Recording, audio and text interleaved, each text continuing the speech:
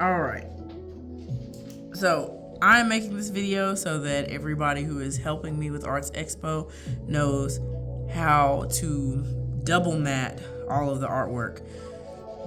Whenever you can come by the art room, pick up a stack of artwork, and help me mat the artwork. First off, I really appreciate the help, so thank you a ton. Alright, so you'll have one piece of work. On the back should be a student name and a class code. Don't worry about it if you can't quite read the student name. The class code is most important. If you can see the class code but like barely, you can always take a pencil and write it somewhere in the middle visibly to where it can be seen and read very well. If you're not sure what the class code is, snap a picture, text it to me, and I should be able to decipher what it is.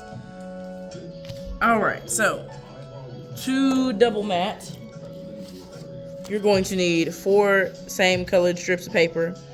The colored strips of paper are going to be skinny. And then you'll need 4 of the white strips of paper. And I am going to provide these for you guys. So all you'll have to do is when you pick up a stack of artwork, also pick up papers. You'll also need tape and scissors. If you have a paper cutter, like a guillotine, that works way better for evening out the sides. But not everybody has one, and that's okay. If you would like to use the one in the art room, I'm okay with that. Alright, so to start off, I like to start with the short ends rather than the long ends of a picture. And you're going to take the colorful strip of paper, or one colorful strip of paper, and I like to put it about halfway onto the artwork. So to where about this much is showing. After you do that, you can go ahead and tape it down. I usually go with tape in the middle and then at the corners.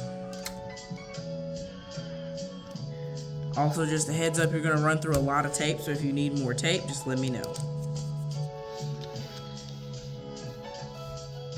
And you'll do the same side. Try to pick the straighter edge because, you know, sometimes the edges get frayed whenever I cut them. Try to pick the straighter or the more even edge to be on the outside. And it's okay if like that side is not as thick as this side is. It usually doesn't look crazy unless it's like way off. Even then, we're gonna rock with it to the best you can, and it will be all right by me. So same thing again, tape in the middle, tape at the corners. For sure at like the very edge of the artwork to make sure it stays down. And then I do the longer sides just in case the longer sides. On some of the artworks that you get, the strips of paper won't be long enough to cover the entire long side by itself. So that's why I like to do the short sides first. So we're going to do the same thing again, about halfway, and it'll overlap with the sides already. If you want to make your life of cutting easier, you can just move the paper down to where only one edge is hanging off. But method-wise, that's up to you as well. Just like with the short sides, I always tape the middle and then the corners. I usually use a longer strip of tape for the corners because we're going to have to make sure that the mat sticks to itself, so the color paper sticks to itself, but that it also sticks to the actual artwork.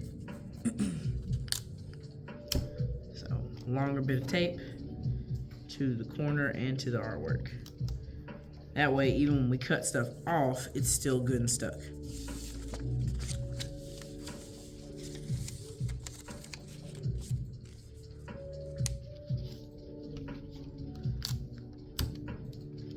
It's okay if the artwork does not lay down flat, especially with the watercolor paper artwork. It's not necessarily going to lay down flat because it probably didn't dry flat.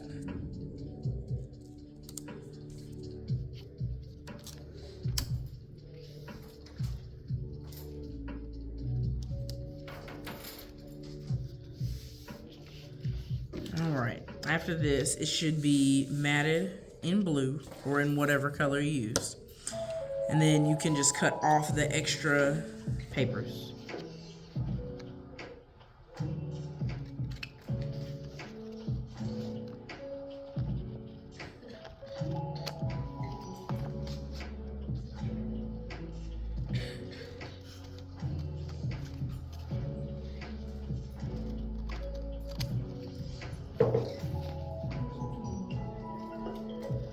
Like I said, you can do this with scissors or you can do this with a paper cutter.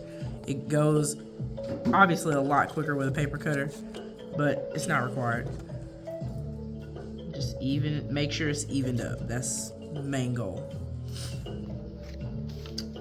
You don't have to worry too much about these front edges flying up because the front is going to be stapled to the black paper on the wall. So I'm not necessarily concerned about like little flaps on the front. Alright, we're going to flip this back over, long ways again, and now we do the same thing with the white paper as we did with the blue paper. The only difference is instead of going halfway up to the artwork, you're going to go halfway up on the blue paper. Actually, no, scratch that. Go all the way up on the blue paper because the white paper is longer.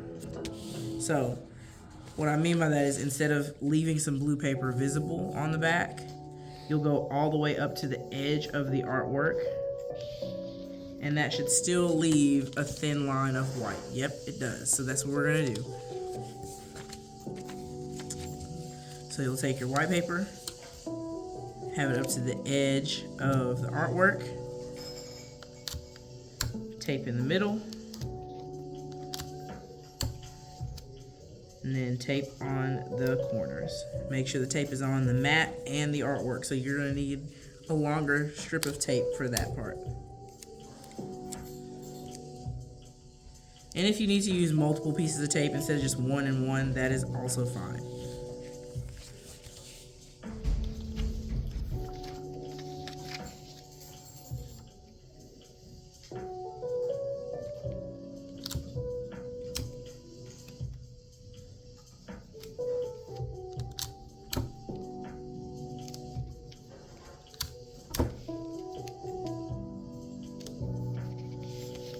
And now we're going to do the long edges in the same way. Right up to the edge of the artwork, tape in the middle, tape to the edges, and make sure that both pieces of paper are taped down. Again, if you need to use multiple pieces of tape to get this accomplished, that is fine. The taping method isn't necessarily important to have it done exactly how I'm doing it. As long as everything's taped down, you're good. That's just what I've found to be easiest.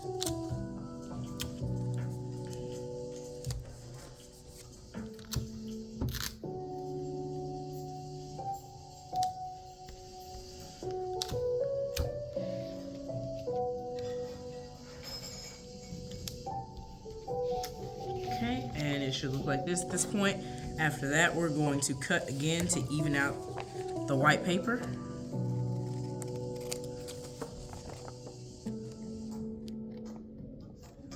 In my case, I'm going to cut off extra tape that's hanging over the edge.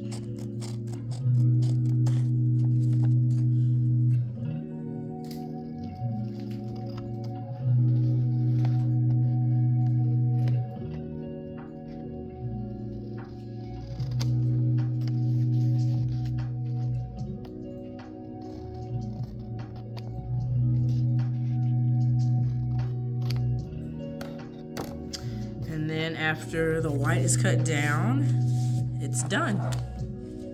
You have successfully matted a work of art, and I appreciate you for it.